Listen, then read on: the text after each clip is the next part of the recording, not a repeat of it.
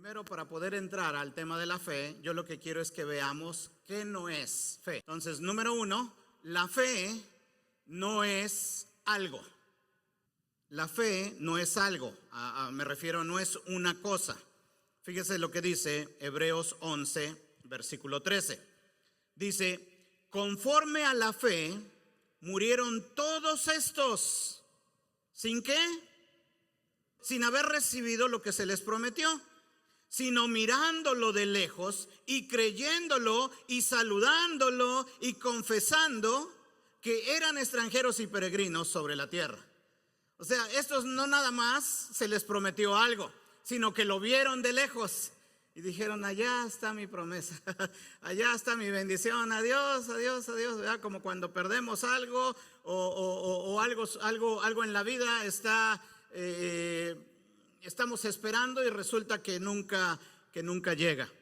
Había una promesa que se les había dado, la vieron, la creyeron, la saludaron, la confesaron, pero murieron sin recibirla. Ahora, ve lo que dice ese mismo capítulo de Hebreos. Hebreos es el salón de la fama de Dios. Habla de grandes héroes y muchas historias de fe que pueden ayudarnos a nosotros el uno para con el otro. Y mira lo que dice Hebreos del versículo 32 en adelante. Dice, ¿y qué más digo? Porque tiempo me faltaría contando de Gedeón, de Barak, de Sansón, de Jefté, de David, así como de Samuel y de los profetas. Dice, no, si te cuento cada una de estas cosas, aquí me quedo. Y mira lo que dice, que por fe, ¿por qué fue? Por fe, conquistaron reinos, hicieron justicia, alcanzaron promesas, taparon bocas de leones, apagaron fuegos impetuosos, evitaron filo de espada, sacaron fuerza de la debilidad. Se hicieron fuertes en batallas, pusieron en fuga ejércitos extranjeros.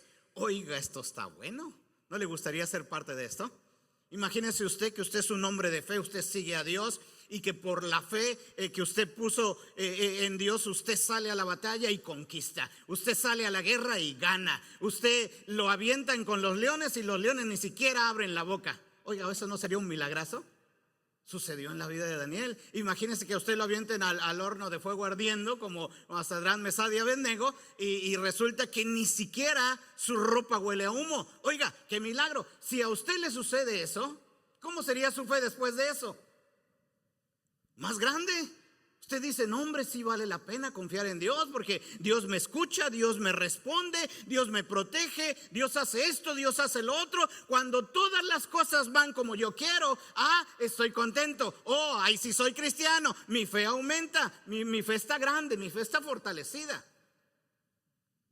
Pero si no dijera el resto de lo que dice la historia, vamos a adelantarnos hasta donde dice más otros.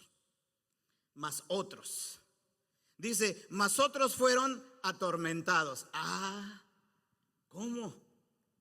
Más otros fueron atormentados, no aceptando el rescate a fin de obtener mejor resurrección. Otros experimentaron vituperios y azotes, y a más de esto, prisiones y cárceles. Wow. Fueron apedreados. ¿Se acuerda de Esteban? Aserrados. ¿Qué quiere decir aserrado? Así como con la sierra que cortan los árboles, así los cortaban a los discípulos de Jesús. Puestos a prueba, muertos a filo de espada. Los anteriores evitaron filo de espada. Estos fueron muertos a filo de espada. Anduvieron de acá para allá, cubiertos de pieles de ovejas y de cabras. No tenían ni para una túnica. Pobres, angustiados, maltratados, de los cuales el mundo no era digno, errando por los desiertos y por los montes, por las cuevas y por las cavernas de la tierra. Y todos estos, aunque alcanzaron buen testimonio, mediante la fe, no recibieron lo que se les prometió. Qué bueno que la Biblia nos habla de un lado, pero también te dice del otro lado. No sé, por lo menos en ese nosotros, pues no sé cuántos ricos tenemos acá, pero por ahí dice que algunos pobres y angustiados. Yo no creo que nosotros conozcamos la pobreza. Las estadísticas nos muestran que Haití es el país más pobre de todo nuestro continente americano. Tuve la dicha de estar en Haití hace unos años atrás y déjame decirte, esa sí es pobreza, ¿eh? No conozco toda Latinoamérica, pero es difícil. Nosotros los mexicanos nos quejamos de pobreza, no, esa es pobreza la que ellos tienen. Ahora yo te pregunto, ¿la gente que escapó del filo de espada tenía fe o no tenía fe? ¿Tenía fe? Sí. ¿Y la gente que murió a filo de espada tenía fe o no tenía fe? Ok, ambos tenían fe, ¿sí? Pero yo te digo que la fe no es creer en algo, ¿sí? No se trata de que la fe sea en algo. Cuando nosotros ponemos la fe en algo y no lo recibes, te vas a decepcionar. Muchos de nosotros pensamos que simplemente la fe es algo, es lo que yo le estoy pidiendo, a Dios. Pero yo quiero establecer a través de esto, es que ambos, el que recibió y el que no recibió, el que conquistó reinos y el que no los conquistó, el que murió a filo de espada, pero el que no murió a filo de espada, el que hizo que Dios cerrara la boca de los leones y aquellos que fueron aventados en el Coliseo romano, que la mayoría de ellos fueron cristianos, y los arrojaron a la boca, al foso de los leones, y los leones los devoraron como delante de mucha gente, eran como el circo en ese entonces. Muchos de ellos murieron, pero ambos tenían fe. El sol sale para justos y sale para injustos. La diferencia es que para los que amamos a Dios, todas las cosas nos van a ayudar para bien. Las buenas, pero también las malas. Tú estás acá porque Dios en su plan divino, todas las cosas que te han sucedido, te han ayudado a ti para llegar a un momento en tu vida en el que tú abres tu corazón para poder recibir a Cristo como tu Señor y como tu Salvador. Mi vida en México era un desastre. Dios me ha dado la oportunidad de salir de mi país, venir aquí muy joven a los Estados Unidos, y ahora puedo ver y puedo testificar que todas las cosas, aun aquellas difíciles que he tenido que pagar, o que muchas consecuencias de malas decisiones, me han ayudado, me han hecho la persona quien soy hoy en día. Pero cuando yo amo a Dios, ese versículo de Romanos 8:28, que para los que amamos a Dios, todas las cosas, las buenas, las malas, nos ayudan para bien. Esa es la diferencia. La diferencia es que para aquellos que amamos a Dios, todas las cosas nos ayudan para bien. Entonces, el primer punto que yo tengo que entender aquí con respecto a la fe es que la fe no es algo. La segunda cosa que tenemos que aprender es que la fe no es algo, la fe es alguien. La fe es alguien. Ok, vuelvo a la pregunta inicial. ¿Qué es fe? Creer en alguien. Ok, ¿cómo describimos la fe? Jesús ni siquiera describió la fe. Fue hasta aquí, en este libro de Hebreos, que nos explican lo que es la fe. Y Hebreos 11:1 dice, es pues la fe, la certeza de lo que se espera, la convicción de lo que no se ve. ¿Sí? ¿Se lo saben ese versículo? Apréndanselo. Es pues la fe, la certeza de lo que se espera, la convicción de lo que no se ve. A ver, ¿y eso qué es? Explícamelo. Hay gente que hay veces ora y ora de la siguiente manera. O van a algún lugar, a algún evento, a alguna campaña. Yo le creo a Dios por esto. Yo le creo a Dios que Dios me va a dar trabajo. Yo le creo a Dios que Dios me va a sanar. Yo le creo a Dios porque Dios me va a dar un marido. Y yo le creo a Dios porque Dios me va a dar una novia. Y yo le creo a Dios, el casado dice, y yo le creo a Dios, y el casado pide otras cosas. Pero cada uno de nosotros estamos diciéndole a Dios, yo creo a Dios por esto, yo creo a Dios por el otro. Y estás poniendo tu fe en las cosas. Dice que algunos evitaron filo de espada, pero otros murieron a filo de espada. Cuando tú pones tu fe en algo y no te lo da Dios, ¿qué sucede? Te decepcionas y ya no quieres venir a la iglesia, y Dios no me escucha, y Dios no me ama, y Dios esto y Dios lo otro. Es por eso que la fe no se pone en una cosa o en algo, sino en alguien. La fe no es algo. No dejes de pedir cosas, no dejes de orar a Dios, no dejes de pedirle a Dios que Dios te sane. No dejes de hacerlo, pero no pongas tu fe en esa sanidad. No pongas tu fe en la casa que le pides, o el carro que le pides, o el aumento que tú le pides, o cualquier cosa que tú estés necesitando. Hay veces nosotros decimos, es que yo le creo a Dios porque Dios me va a dar esto, Dios va a hacer esto. ¿Qué tal si no lo hace?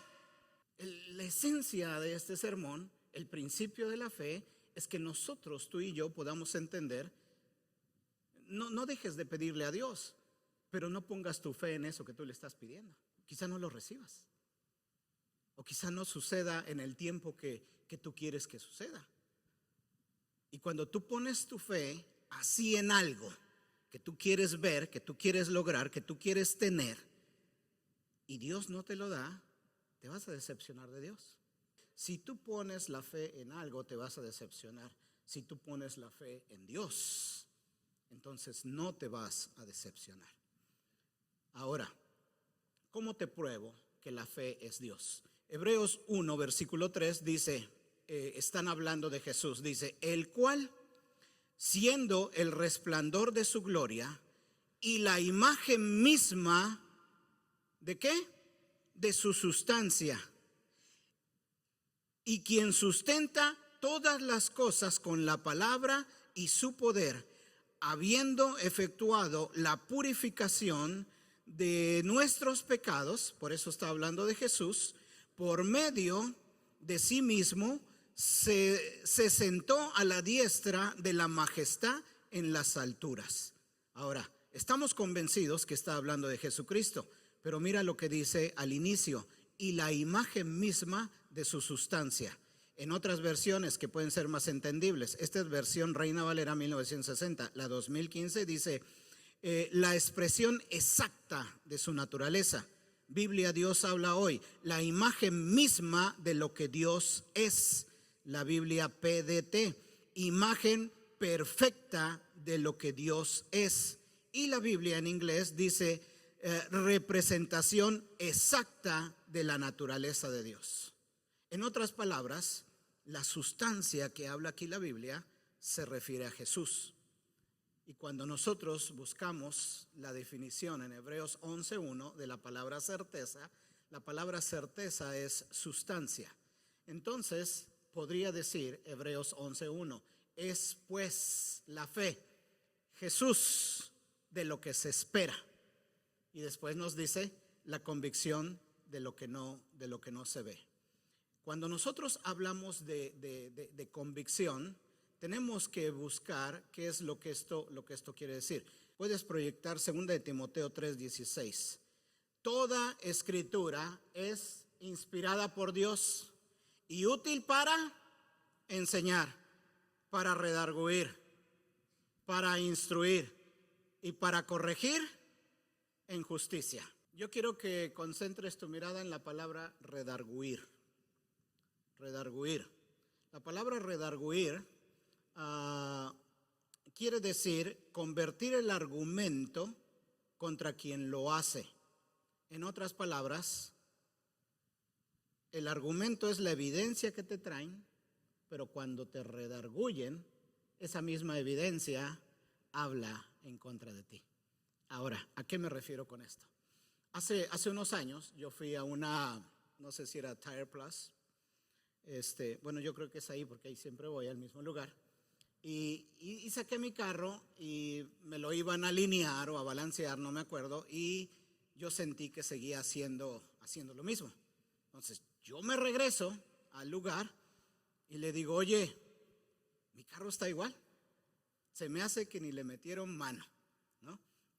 Y como el dueño o el manager de ese lugar me conoce, tengo años de ir ahí, llama a quien lo hizo y lo estaba regañando. Y era mexicano, la persona que estaba ahí trabajando, y él me dice, sí señor, no hablaba muy bien el inglés, pero él trabajaba ahí en ese lugar, y él me decía, es que sí lo hice, señor. Dice, es más, mire, en las llantas, obviamente por el desgaste de los frenos, se va llenando el rin. Dice, hasta mire, ahí están marcadas las huellas de que sí quité la llanta, sí hice lo que yo tenía que hacer.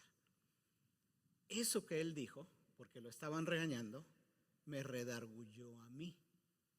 La evidencia que yo presentaba de que no me habían hecho un buen trabajo, ¿sí? Ese mismo argumento se me volvió en contra de mí. Porque yo decía, ni siquiera le tocaron las llantas. ¿Sabes? Eso me redarguyó tanto que yo, enfrente de la persona, el manager, la persona que estaba ahí, que había hecho el trabajo, yo le dije, ¿sabes? No mereces que yo te haga esto. Sí hiciste tu trabajo, sí moviste las llantas, me siento avergonzado por lo que te estoy haciendo pasar. Y le dije al dueño, le digo, yo te quiero pedir una disculpa a ti, pero le quiero pedir una disculpa a él, porque no debí yo haber hecho lo que yo hice. Porque la evidencia me redarguyó de que yo estaba mal. Mi argumento se volvió contra mí. Cuando tú vienes a Cristo, la evidencia de una prédica, la evidencia de la palabra te redarguye. Y tú dices, ese pecador que usted dice, ese soy yo. Ese soy yo. Te redarguye. El Espíritu Santo te redarguye en tu vida. Yo espero que podamos levantar una generación que seamos honestos y transparentes. Y que nosotros podamos reconocer cuando nos equivocamos y no tener que estar diciendo, ¿y quién rompió esto? No sé. Si fuiste tú, dilo. Necesitamos que el Espíritu Santo trabaje en nuestras vidas, nos redarguya y haga que nosotros podamos ser honestos, transparentes y podamos llegar a ser íntegros con toda la extensión de la palabra. Mientras más alto el estándar, nosotros vamos a poder agradar más a Dios. Entonces, si la palabra redarguir es la evidencia, la convicción, porque el argumento mío se fue en contra de mí, tuve convicción, me redarguyó, y una de las definiciones de redarguir es evidencia. Entonces podríamos decir, Hebreos 11 dice de la siguiente manera, es pues la fe, la sustancia, ¿sí? De lo que se espera, la evidencia de lo que no se ve. En otras palabras, es Jesús, ¿sí? Esta es una manera en cómo nosotros podemos poner nuestra fe en el lugar correcto. Cuando nosotros pensamos, sabemos y estamos convencidos de que la fe es Jesús, no es una cosa. Es por eso que cuando tú oras, la última oración que Jesús hizo en el huerto de Getsemaní, dice, Padre, si es posible que pase de mí esta copa, que pase. Pero, hay un pero. Dice, no se haga mi voluntad, sino que sea la tuya. En otras palabras, no le dejes de pedir a Dios por sanidad. No le dejes de pedir a Dios por un aumento. No le dejes de pedir a Dios por el novio o por la novia. No le dejes de pedir a Dios para que el marido cumpla lo que te prometió. No le dejes de pedir a Dios para que Dios te bendiga con otro trabajo o con un negocio. No le dejes de pedir a Dios absolutamente nada.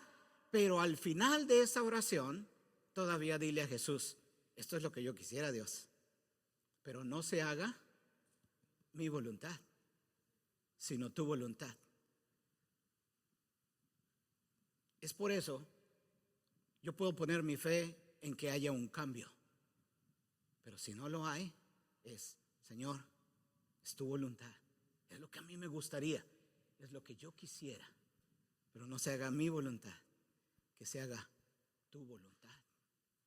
Y así no me decepciono. Así pongo mi fe en el lugar correcto. De acuerdo a Daniel, el libro de Daniel, y más aquí en este capítulo 10, a Daniel se le está profetizando la venida del Mesías.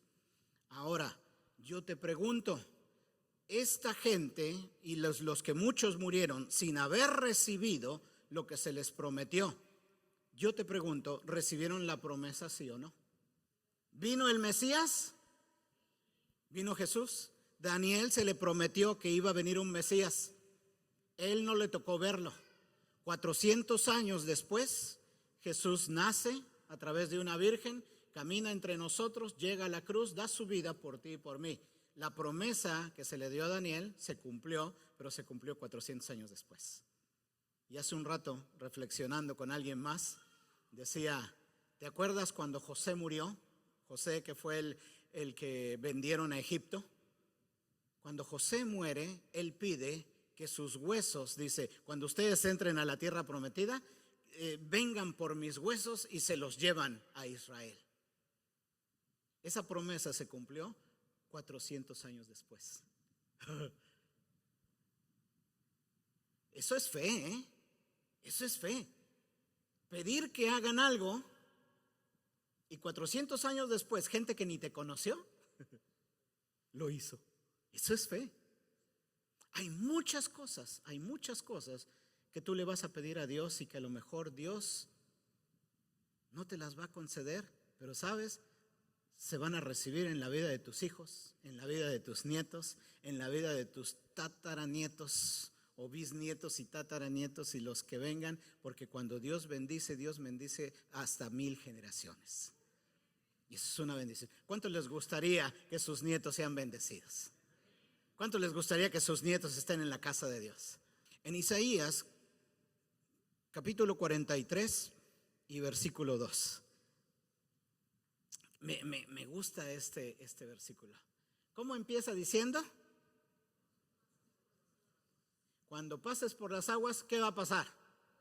En este caso, Isaías está hablando de cosas negativas. O sea, cuando pases por dificultades, cuando pases por problemas, dice, Él va a estar contigo, ¿sí? Y si por los ríos, no te anegarán. En otras palabras, no te vas a hundir. Y cuando pases por el fuego, como que cada vez lo pone más complicado, ¿no? Y dice, y ni la llama arderá en ti. Pero fíjate cómo empieza diciendo. Dice, cuando pases. No dice que no vas a pasar. Porque todos y cada uno de los que estamos acá vamos a tener días buenos y va a haber días difíciles. No te dice que no va a haber dificultades. ¿Estás conmigo, David? Pero esta es mi confianza. Cuando yo le digo a Dios, ay Dios, que no pase por acá, ay Dios, que esto no me suceda, ay Dios, no.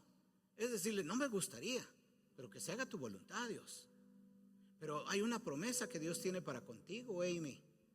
Es que cuando tú pases por ahí, Él va a estar contigo. Porque los días difíciles todos los vamos a tener.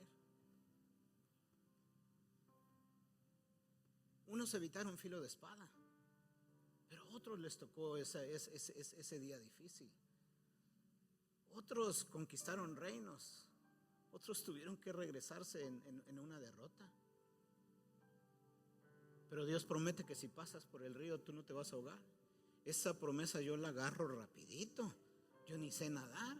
Cuando pases por el fuego no te vas a quemar, ni la llama arderá en ti. Entonces yo tengo que poner mi fe solamente en Dios. Cuando la pongo solamente en Dios, entonces cuando venga el día difícil, cuando venga el día malo, cuando vengan las dificultades, mi fe va a estar fuerte, porque mi fe no está en lo que yo quiero. Mi fe está en que yo conozco a Dios y sé que Dios tiene el control de toda mi vida. Termino con este versículo.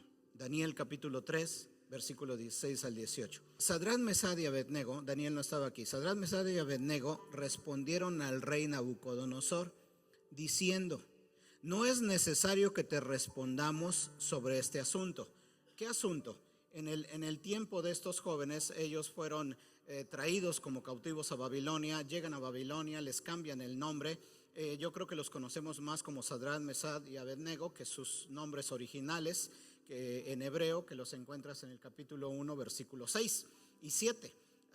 Y el tema, el asunto era de que Nabucodonosor levanta una estatua y cada vez que sonaba, se oía el sonido de trompeta, todo mundo donde estuviera se tenía que inclinar hacia donde estaba la estatua, en donde estaba. Cada vez en donde estuviera y hacia donde estaba la estatua, todo el mundo se tenía que hincar y adorar la estatua. Dice, ni siquiera te tenemos que responder sobre este asunto.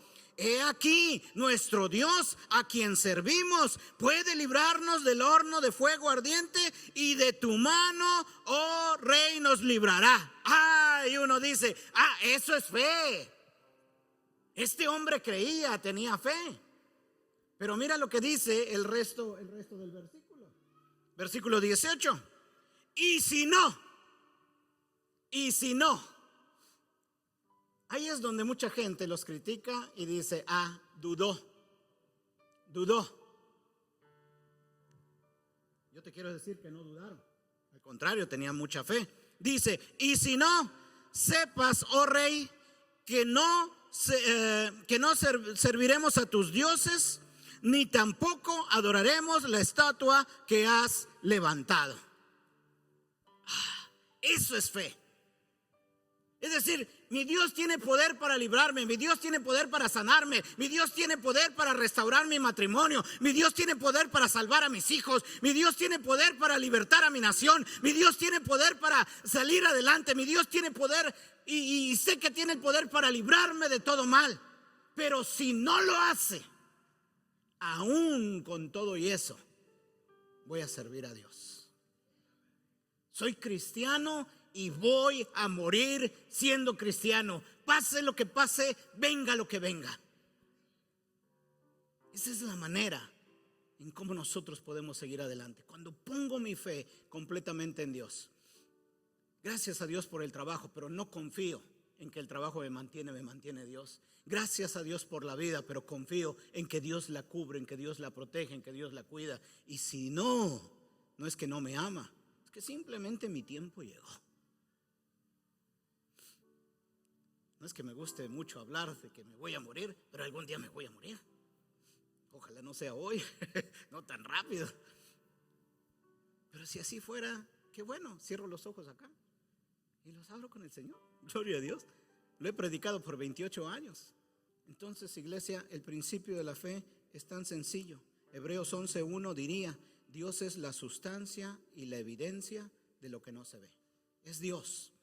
La fe es Dios. Y es ahí donde tenemos que poner nuestra fe.